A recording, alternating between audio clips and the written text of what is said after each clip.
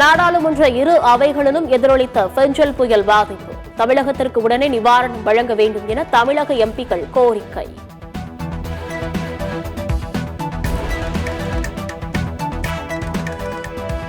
பெஞ்சல் புயல் பாதிப்புகள் குறித்து முதலமைச்சர் மு.க.ஸ்டாலினிடம் தொலைபேசியில் கேட்டறிந்தார் பிரதமர் மோடி. தமிழ்நாட்டிற்கு தேவையான அனைத்து உதவிகளையும் மத்திய அரசு வழங்கும் என பிரதமர் வாக்குறுதி.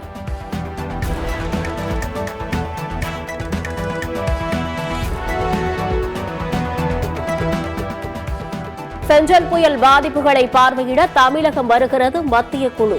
ஆய்வு மேற்கொள்வதற்காக ஓரிரு நாட்களில் 3 குழுக்களை அனுப்ப மத்திய அரசு திட்டம்.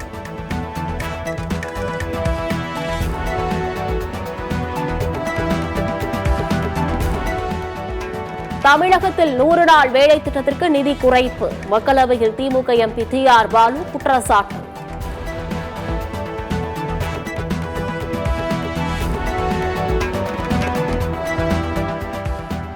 அதானி விவகாரம் முதல் பெஞ்சல் புயல் வரை விவாதிக்க வேண்டும். நாடாளுமன்றத்தை முற்றுகையிட்டு இந்தியா கூட்டணி எம்பிக்கள் முழக்கம்.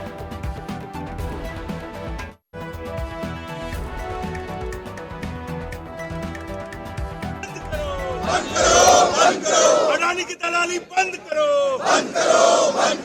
नरेंद्र मोदी सदन में आओ, सदन में आओ,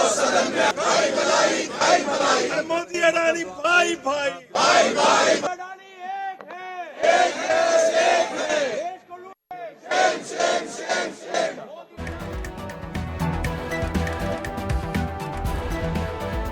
முன்னறிவிப்பின்றி திடீரென தென்பெண்ணை ஆற்றில் தண்ணீர் திறந்துவிட்டதால் கடும் சேதம். தமிழக அரசு மீது எதிர்க்கட்சித் தலைவர் எடப்பாடி பழனிசாமி குற்றச்சாட்டு. வெள்ள பாதிப்பு தொடர்பாக மாவட்ட ஆட்சியர்களுடன் முதலமைச்சர் ஸ்டாலின் ஆலோசனை. மீட்பு நிவாரணப் பணிகள் குறித்து காணொலி வாயிலாக கேட்டறிந்தார்.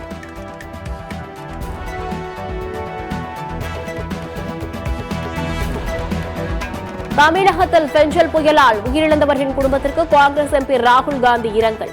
நிவாரணப் பணிகளில் ஈடுபட்ட காங்கிரஸ் கட்சியினருக்கு ராகுல் காந்தி அறிவுறுத்தல்.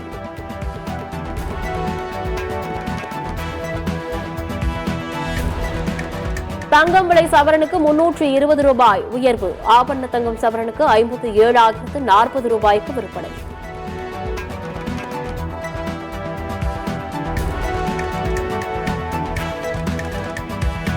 திருவண்ணாமலை மண் சரிவில் 5 உடல்கள் மீட்கப்பட்ட இடத்தில் 2 சிறுமிகள் உடல்கள் இல்லை. வீட்டின் அருகில் 2 சிறுமிகள் கிடைக்காததால் வேறு இடத்தில் தேடும் பணி தீவிரம்.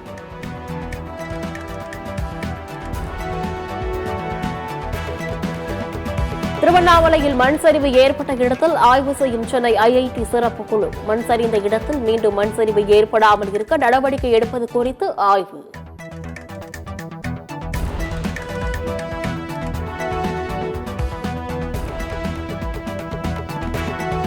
திருக்கழுக்குன்றம் அருகே பாண்டூர் கிராமத்தில் உள்ள ஏரியில் உடைப்பு. தண்ணீர் முழுவதும் வெளியேறி விளை நிலங்களை சூழ்ந்ததால் விவசாயிகள் வேதனை.